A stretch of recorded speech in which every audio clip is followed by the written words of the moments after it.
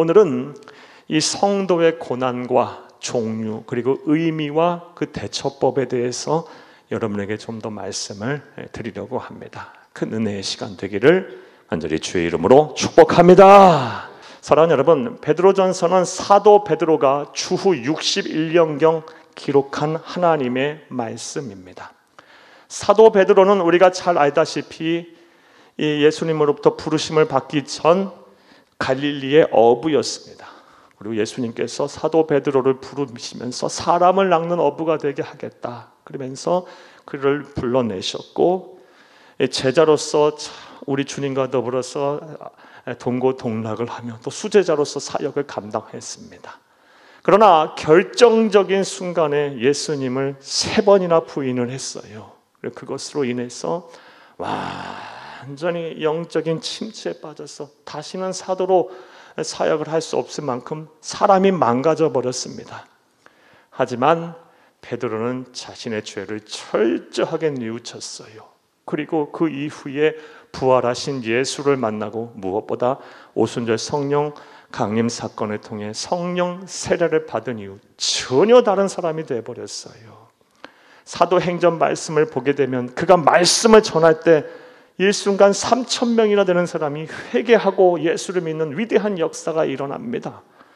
그리고 그가 막 선포하면 막 성령의 기적이 나타나고, 막 병든 자가 낫고 귀신이 떠나가고, 하나님의 나라가 막 확장되어가는 그런 일들이 일어났어요. 위대한 사도가 된 겁니다.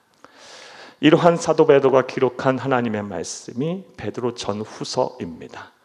자, 그런데 사도 베드로가 이 베드로 전후서를 기록할 당시 초대교회 성도들의 상황은 매우 안 좋았습니다. 외적으로는 로마 제국과 그리고 유대 율법주의자들의 박해가 절정에 달했어요. 크게 달해 있었어요. 그리고 내적으로는 영주주의자들을 비롯한 이 이단들의 공격으로 인해서 성도들이 막 서로를 미워하고 당을 짓고 막 사분오열되는 분열의 위기 속에 있었어요. 성도들이 아주 큰 고난을 겪고 있었어요. 그래서 그러한 성도들의 고난을 보면서 초대교회 영적인 수장이었던 사도 베드로는 가만히 있을 수가 없었어요. 성도들이 왜 고난을 당하고 있는지, 무슨 고난을 당하고 있는지, 그 고난의 의미는 무엇인지, 또 그 고난을 어떻게 이겨내야 되는지에 대해서 설명을 할 필요가 있었습니다. 그래서 기록하여 초대교회 성도들로 하여금 회람토록 지시한 말씀이 바로 베드로 전서와 후서입니다. 이러한 연유로 베드로 전후서를 사도 베드로가 기록했기 때문에 이 베드로 전서 후서의 주제는 성도의 고난과 승리입니다. 그리고 이 베드로 전서, 이 짧은 서신서 안에만 고난이라는 말이 무려 17번이나 나올 정도입니다. 자, 이제 이러한 내용 예를 바탕으로 생각을 해보겠습니다. 사랑하는 여러분, 우리가 이 세상을 사는 동안 우리는 어떠한 고난을 받게 될까요? 받을까요? 그리고 이 고난들을 어떻게 대처해야 할까요? 이제부터 따라하시겠습니다. 첫째로, 부당한 고난이 있습니다. 우리가 세상을 살다 보면 부당한 고난을 당하게 됩니다. 부당한 고난이 있어요. 이 부당한 고난이란 나는 잘못한 것이 없는데 다른 사람의 잘못으로 인해서 혹은 내가 속한 공동체의 잘못으로 인해서 나까지 고난을 받는 경우를 말합니다.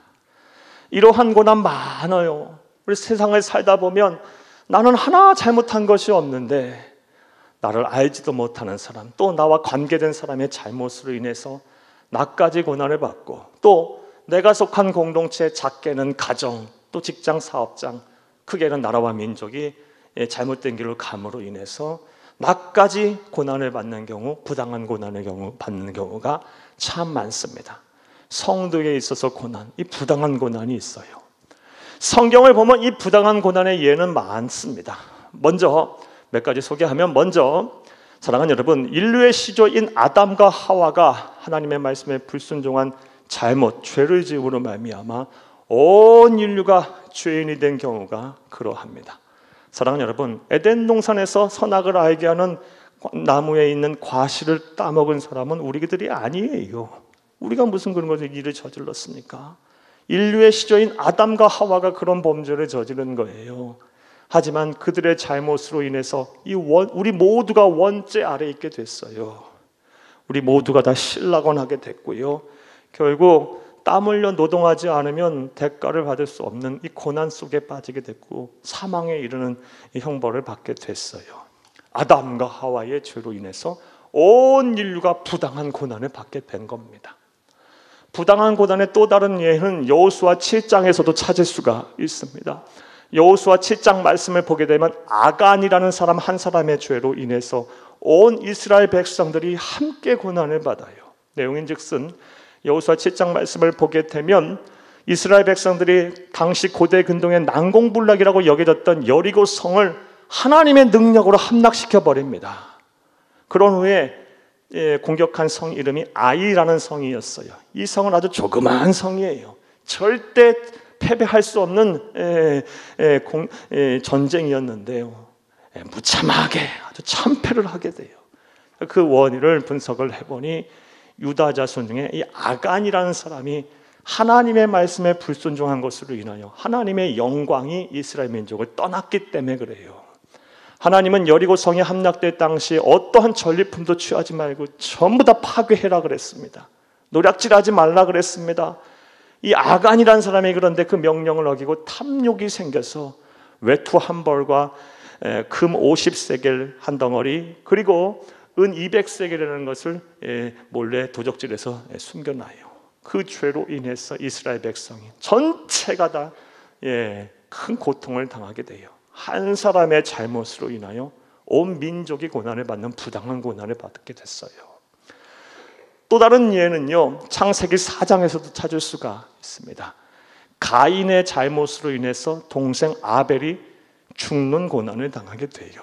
잘 알다시피 가인과 아벨은 한 형제입니다. 가족입니다.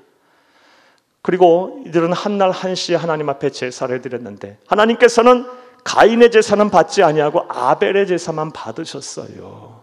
그러자 이 가인의 마음에 질투심이 생겼어요. 동생을 미워하는 감정이 생겼어요. 결국 어떻게 합니까?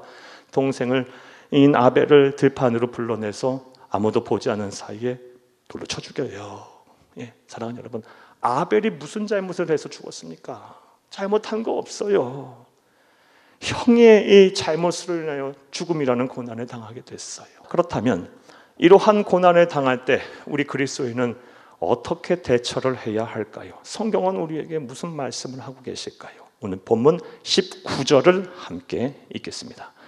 부당하게 고난을 받아도 하나님을 생각함으로 슬픔을 참으면 이는 아름다우나. 아멘.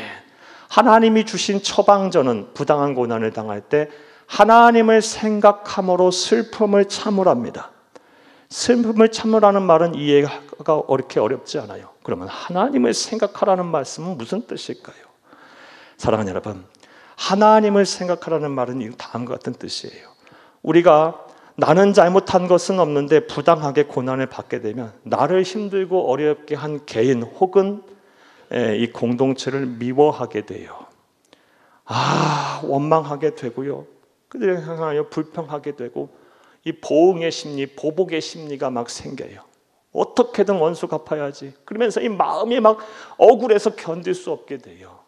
자, 그런 거 내가 하는 게 아니고 하나님께서 하실 것이라는, 하나님께서 보응하시고 하나님께서 치리하시고 하나님께서 원수 갚으실 거라는 것을 기대하고 하나님 앞에 맡기고 하나님을 믿으라, 공의의 하나님을 믿으라, 이것이 바로 하나님을 생각하라는 거예요. 그리고 슬픔을 참는 거예요. 사랑하는 여러분, 여러분 부당한 고난을 지금 당하고 계세요? 여러분의 얼마나 그 억울한 심정, 이거 누가 알아주겠어요? 하나님 앞에 토로하시는 거예요. 쏟아내시는 거예요. 그리고 공의의 하나님께서 반드시 이 나의 억울함을 신원해 주실 것이다. 내 눈에서 눈물을 닦아 주실 것이다. 막 실타래가 엉킨 것처럼 엉켜 있는데 이 복잡한 심사를 하나님께서 때가 되면 다 풀어주실 것이다 라는 것을 기대하면서 슬픔을 참는 것, 이게 바로 내 억울한 부당한 고난에 당했을 때 하나님이 우리에게 주신 처방전이에요. 성경을 보게 되면 원수 갚는 것은 내 소관이라는 하나님의 말씀이 여러 군데 나와요. 한 말씀 보겠습니다. 로마서 12장 19절을 함께 읽겠습니다. 내 사랑하는 자들아, 너희가 친히 원수를 갚지 말고 하나님의 진노하심에 맡기라. 기록되었으되 원수 갚는 것이 내게 있으니 내가 갚으리라고 주께서 말씀하시니라. 아멘. 사랑하는 여러분, 여러분은 잘못한 것 없는데 부당하게 고난을 당하고 받고 계십니까? 여러분의 억울한 마음, 원통한 마음, 여러분의 힘들고 어려운 상처 입은 마음들, 이것들 다 하나님 앞에 쏟아내세요. 그리고 하나님의 은혜를 구하세요. 하나님이여, 내 심사를 누구보다 잘 아시터이오니 하나님, 원수 갚는 것은 하나님의 일이라고 하셨으니 이 나의 의인의 이 간구를 들으시고 내 형편과 내 상황을 하나님 잘 아시고 위로하시고 해결하시옵소서. 하나님, 공의의 하나님이시니 반드시 보응하시고 치리하시고 내 억울함을 갚아 주옵소서 라고 기도하시고 하나님의 때를 기다리고 슬픔을 참으세요. 반드시 부당한 고난 속에서 하나님의 영광을 보게 될 것입니다. 여러분의 눈에서 슬픔의 눈물을 하나님 거두어 가실 것입니다. 이런 은혜와 실천이 저와 여러분 가운데 온전히 있기를 간절히 주의 이름으로 축복합니다. 또 어떠한 고난을 우리가 세상에 사는 동안 당할 수 있게 될까요? 자, 따라 하시겠습니다. 둘째로, 당연한 고난이 있습니다. 당연한 고난은 무슨 고난이냐? 내가 잘못해서, 내가 부주의해서, 내가 죄를 범해서 고난을 받을 수 있어요. 내가 내 몸 관리 잘 안 해서 건강을 잃을 수 있고요. 그리고 내가 공부하지 않고 노력하지 않아서 진학의 길이 막히고 취업이 안 될 수도 있어요. 내가 죄를 범해서 가정이 파탄날 수도 있어요. 사랑하는 여러분, 살다 보면 내가 부주의하고 내가 실수하고 내가 잘못해서 고난받을 수 있어요. 그런데 안타깝게도 대부분의 성도님들이 당연하게 내가 잘못해서 받는 이 당연한 고난을 대해서 잘못 대처들을 하세요. 얼마나 많은 설교자들이 설교의 말씀을 통해서 하나님의 말씀을 선포하면서 인내하라, 참고 견뎌라, 고난은 유익이다, 고난은 축복이다 라고 말합니까? 그런데 이 당연한 고난은요, 무조건 참는 것이 능사가 아닙니다. 그것이 하나님의 뜻이 아닙니다. 오늘 본문에서도 베드로 사도가 이것을 정확하게 지적을 하고 있어요. 본문 20절을 함께 읽겠습니다. 죄가 있어 매를 맞고 참으면 무슨 칭찬이 있으리요? 여기까지만 보겠어요. 죄가 있어 매를 맞았어요. 죄 짓어서 당연하게 고난 받은 거예요. 그런데 참으면 무슨 칭찬이 있으리요? 순서가 잘못된 거예요, 여러분. 당연한 고난을 받을 때는요, 내가 잘못하고 내가 죄짓고 내가 부주의해서 내가 고난을 받을 때는 무조건 참는 것이 하나님의 방법이 아닙니다. 인내하는 것이 무조건 방법이 아니에요. 뭐부터 해야 할까요? 회개부터 해야죠. 내 몸 관리 잘하지 못해서 건강 잃었다면 이거 하나님이 주신, 하나님이 거하시는 성전인데요, 내 몸 관리 못한 것에 대해서도 회개해야 되고요. 하나님이 주신 것, 어디 하나님이 주시지 않은 것이 어디 있어요? 그 소홀히 관리하지 못해서 경제적으로 어려움을 당하고 또 사람과의 관계에서도 어려움이 생기고, 무엇보다 하나님이 정말 소중하게 생각하시는 가정을 온전히 지키지 못해서 그것을 인해 어려움을 당하고 했다면, 사랑하는 여러분, 그런 것들로 인해서 하나님 앞에 회개해야죠. 예. 내가 부주의하고 내가 실수하고 내가 죄를 범했다면 회개부터 하는 거예요. 그 다음에 무엇을 해야 할까요? 그 다음에는요, 내가 잘못하고 내가 부주의해서 나뿐만이 아니라 다른 사람들까지 고난을 받고 있다면 그 고난을 받는 사람들을 향해서 책임 있는 행동을 해야 하는 겁니다. 사과도 해야 하고 때로는 보상도 해야 하는 겁니다. 그 다음에 뭘 해야 될까요? 그 다음에 이제 하나님의 은혜를 구하는 거예요. 하나님이요, 나에게 다시 기회를 주세요. 내가 실수했고 내가 잘못했고 내가 부주의했고 내가 잘못했으니 내 죄를 용서하시고, 하나님이 이 어리석은 종의, 이 나약한 종의 이 처지와 형편을 하나님 기억하시고 한 번만 더 기회를 주시고 다시 살게 하시고 다시 살아갈 힘을 주세요. 이렇게 기도하는 거예요. 은혜를 구하는 거예요. 그리고 또 뭘 해야 될까요? 그 전에 안 했던 거 해야 되는 거예요. 노력하지 않고 공부하지 않고 관리하지 않고 그래서 고난을 받았다면 노력해야죠. 공부해야죠. 관리해야죠. 죄를 범하지 말아야죠. 그래야 비로소 당연한 고난에서 벗어날 수가 있는 겁니다. 무조건 참는 것이 하나님의 뜻이 아니에요. 이와 관련해서 성경을 보면 당연한 고난을 받은 두 사람이 있는데, 똑같은 상황에서 당연한 고난을 받았는데 한 사람은 이 당연한 고난에 잘 대처해서 다시 기회를 얻어 복을 받은 사람이 있고, 반면에 제대로 대처하지 않아서 패가 망신한 사람이 있어요. 그때 누굴까요? 베드로와 가룟 유다예요. 이 둘 똑같이 당연한 고난을 받아요. 결정적인 순간에 제자들이었던 이들 예수님을 배신해요. 그래서 이들은 어떻게 돼요? 사도로서 더 이상 설 수 없을 정도로 추락해버려요. 당연한 고난을 받은 거예요. 잘못해서, 죄져서. 그런데 베드로는 어떻게 행동합니까? 철저하게 회개를 해요. 가룟 유다는 어때요? 후회는 했지만 회개는 안 했어요. 후회와 회개는 다른 거예요. 후회는 했지만 회개하지 않았어요. 또 베드로는 어떻게 합니까? 부활하신 예수를 만난 이후 제자로서 책임 있는 자세를 가지고 예수님을 향하여 내가 주님을 사랑합니다라고 3번 다시 신앙 고백을 해요. 책임 있는 자세를 보여줘요. 반면에 가룟 유다는요, 제자로서 책임 있는 자세를 안 보이고 자신의 처지를 비관하며 스스로 목숨을 끊어버려요. 사랑하는 여러분, 우리는 이후 베드로와 가룟 유다의 결말을 너무 잘 알고 있습니다. 베드로는 다시 기회를 얻어서 하늘의 별과 같이 빛나는 사도가 됐고, 가룟 유다는 영원한 지옥 형벌을 받아 영원한 배신자로 낙에 찍혀 있어요. 사랑하는 여러분, 지금 여러분 어떤 고난을 받고 계십니까? 당연한 고난을 혹시 받고 계시지는 않으십니까? 그렇다면 여러분의 잘못을 먼저 회개하세요. 그리고 그에 따른 책임 있는 행동을 하세요. 그리고 하나님의 은혜를 구하세요. 그 은혜를 구하는 과정에 참고 견디세요. 그런 후 여러분이 해야 할 일도 마저 하셔야 돼요. 그리하면 당연한 고난에서 벗어나게 될 줄로 믿습니다. 또 성도가 이 세상을 살면서 받는 고난에는 또 어떤 것이 있을까요? 따라하시겠습니다. 셋째로, 유익한 고난이 있습니다. 사랑하는 여러분, 우리가 이 세상 사는 동안 유익한 고난도 우리가 받게 돼요. 이 유익한 고난은 지난 시간에 연장선상에서 말씀드릴 수 있겠어요. 로마서 8장 17절 18절 말씀에 예수와 복음을 위하여 고난을 자처하는 것, 이거 유익한 고난이에요. 또 주의 몸된 교회와 어려운 이웃을 위해서 선한 행동을 하다가 받게 되는 고난, 이것도 유익한 고난이에요. 사랑하는 여러분, 요즘 세상이 얼마나 악한지요.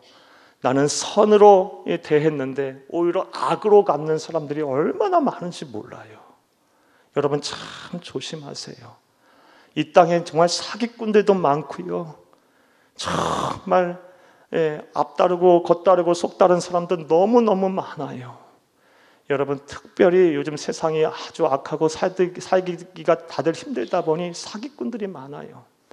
우리 성도들 이 보이스피싱이나 이런 거 당하시지 않도록 주의하시고 또 주의하시고 또 주의하세요. 꼭 여러분 잘 여러분 삶을 지키세요. 선을 행하면서 받는 고난 참 많아요. 유난히 많아져 가고 있어요. 자, 그런데 이런 고난은요, 또 생각해 보면 또 하나님 말씀하시기를 유익이다, 축복이다라고 말씀하고 계십니다. 예수와 복음을 위해 당하는 고난은 축복이다라고 말씀하셨어요. 우리 지난 시간에 살펴봤어요. 왜냐하면 그 예수와 복음을 위하여 신앙을 지키고 사명을 감당하기 위해 고난을 자처할 때 그곳에는 언제나 변함없이 한결같이 우리 주 예수님도 함께 고난을 받으시기 때문입니다. 그리고 고난 뒤에 주실 하나님의 영광이 그 고난보다는 비교할 수 없이 더 크기 때문에 고난은 우리에게 유익이에요.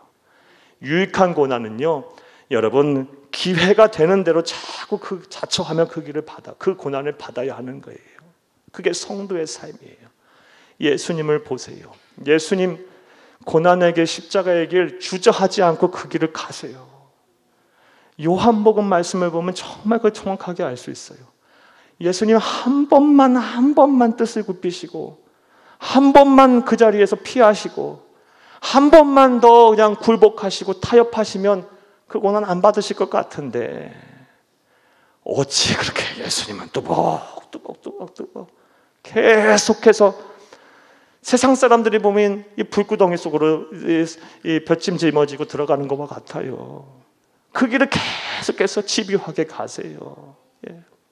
그 고난이 바로 유익한 고난, 축복의 고난임을 아셨기 때문에 그래요. 기회가 될 때마다 우리 그리스도인들은 예수와 복음을 위해서, 또 주의 몸된 교회와 어려운 일을 위해서 선한 일을 하셔야 돼요. 그러면서 받게 되는 고난이 있다면 그건 기쁨으로 받는 겁니다. 자, 그런데 문제는 세상에 유익한 고난이라도 고난은 고난인 겁니다. 고난은 힘든 거예요. 자, 그렇다면 이 유익한 고난을 받을 때는 우리가 어떻게 처신을 해야 할까요? 오늘 보면 20절을 다시 한번 읽겠습니다. 죄가 있어 매를 맞고 참으면 무슨 칭찬이 있으리요. 그러나 선을 행함으로 고난을 받고 참으면 이는 하나님 앞에 아름다우니라. 아멘. 선을 행함으로 고난을 받아. 이건 유익한 고난이죠. 이때 뭐 하랍니까? 참아라. 참아라. 유익한 고난, 축복의 고난, 예수와 복음을 위해 받는 고난, 선을 행하다 받는 고난은요, 이 꽉 깨말고 두 주먹 꽉 쥐고 참는 거예요. 참는 거예요. 참으면 복이 오는 거예요. 참으면 만사가 다 형통하게 되는 거예요. 참으면 하나님의 능력이 나타나는 거예요. 자, 그런데 아무리 유익한 고난, 또 하나님께서 내게 주실 이 축복을 또 머리로 잘 알고 또 믿는다 할지라도 이 참아내는 게 참 쉽지가 않아요. 이때 무엇도 조심해야 하냐? 잘 참으려면 낙심하지 않기 위해서 조심하셔야 돼요. 마음이 낙심이 되면 안 돼요. 갈라디아서 6장 9절 말씀에 너희가 선을 행하되 뭐하지 말지니 낙심하지 말지니 포기하지 아니하면 때가 이름에 거두리라. 거두리라. 너희가 선을 행하되 낙심하지 말지니. 선을 행하다 보면 고난 받아요. 나는 선으로 되었는데 악으로 갚아요. 막 힘들어요. 이때 막 낙심이 돼요. 나 해도 별것도 없구나. 나는 해도 안 되는 거구나. 아, 저 사람 도대체 뭐냐? 아, 난 도대체 이게 뭐냐? 내가 도대체 뭐 여태까지 뭐 한 거야? 막 이런 말하면 낙심이 돼요. 낙심이 될 때 이 낙심하지 않아야 인내도 할 수 있는 것이고 포기도 안 하는 겁니다. 유익한 고난을 받을 때는 낙심하지 않도록 조심하세요. 그래야 인내할 수 있습니다. 그래야 참을 수 있습니다. 그래야 이 고난을 잘 통과해서 고난 뒤에 감추어진, 고난 뒤에 하나님께서 예비하신 고난과는 비교도 할 수 없는 영광을 받게 되는 것입니다. 사랑하는 여러분, 유익한 고난 잘 받아내시기를 간절히 주의 이름으로 축복합니다. 말씀 맺겠습니다. 사랑하는 여러분, 우리는 고난과는 뗄래야 뗄 수가 없는 사이예요. 사랑하는 여러분, 만약에 어느 목사가 어느 설교의 강단에서 그리스도인은 고난받지 않습니다라고 설교한다면 그 목사 가짜예요. 사랑하는 여러분, 그리스도인이라고 왜 고난을 안 받아요? 예수 믿어도 고난 다 받아요. 다 고난이 우리에게 찾아올 수 있어요. 사랑하는 여러분, 그러나 우리가 고난은 우리에게 고난이 아니면 우리는 고난을 축복으로 바꿀 수 있는 그런 능력을 소유한 사람들이기 때문에 우리에겐 소망이 있는 겁니다. 사랑하는 여러분, 살다 보면 고난이 올 거예요. 이때 뭐부터 해야 할 거 합니까? 오늘 들으신 말씀 생각해 본다면 성령께서 주시는 지혜를 가지고 내가 지금 받는 고난을 잘 분별하세요. 내가 지금 부당하게 고난을 받고 있는 건가? 나는 잘못한 거 하나 없는데 타인에 의해서 아니면 내가 속한 공동체로 인해 고난을 받고 있는가? 이것부터 분별하시고, 또 내가 지은 죄 때문에, 잘못 때문에, 부주의 때문에 내가 지금 당연한 고난을 받고 있는가? 아니면 예수와 복음을 위해 지금 선을 행하다가 유익한 고난을 받고 있는가를 분별하세요. 그 다음 오늘 우리에게 주신 말씀대로 처신하세요. 그러면 고난은 더 이상 고난이 아닐 겁니다. 고난은 반드시 축복입니다. 이러한 은혜와 실천이 저와 여러분 가운데 있기를 간절히 주의 이름으로 축복합니다. 축복합니다. 축복합니다.